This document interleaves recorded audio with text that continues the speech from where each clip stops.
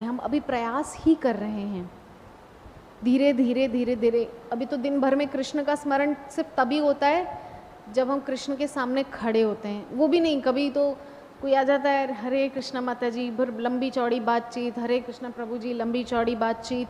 कृष्ण तो दिख रहे हैं पर मन में नहीं है, ये भी हालत है।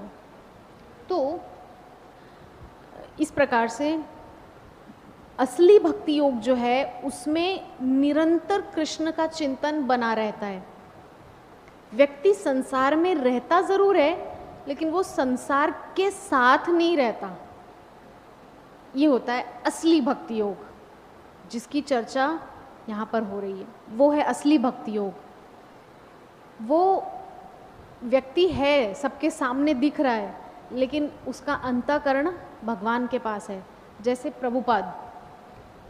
प्रभुपाद को सब लोग देखते थे अपने साथ में, लेकिन कई बार श्रील प्रभुपाद इतना ट्रांस में चले जाते थे, इतना मतलब कृष्ण की स्मरण में रहते थे, फिर बड़े मुश्किल से वो अपने आप को कंट्रोल करते थे। जैसे कि गुरु महाराज 2 हफ्ते पहले लेक्चर में बोल रहे थे, किसी ने प्रश्न पूछा था कि गुरु महाराज हमको तो नाम जप करते समय कोई एक्सटेसी नहीं आता, कुछ ऐसा फील नहीं होता।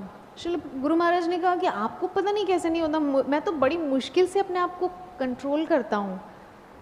तो सोचिए उनका क्या स्तर है, वो कहाँ पहुँच चुके हैं कि बस कृष्ण का नाम स्मरण होने मात्र से उनको अश्रुपात होने लगता है।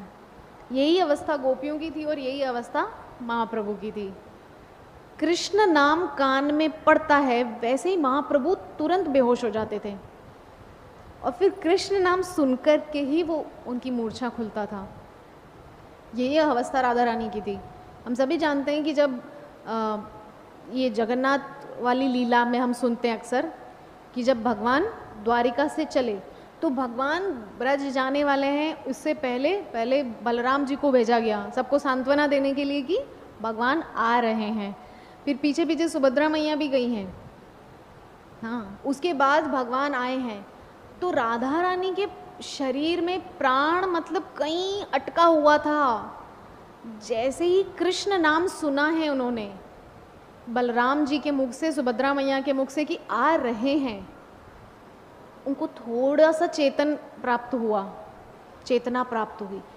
लेकिन जब कृष्ण आ गए और कृष्ण ने अपने अंक में श्रीमती राधा रानी को लिया तो श्रीमती राधा रानी की मूर्छा, कई वर्षों से जो मूर्छा में थी श्रीमती राधा रानी, वो खुली है। ये है प्रेम की अवस्था। ये अंतिम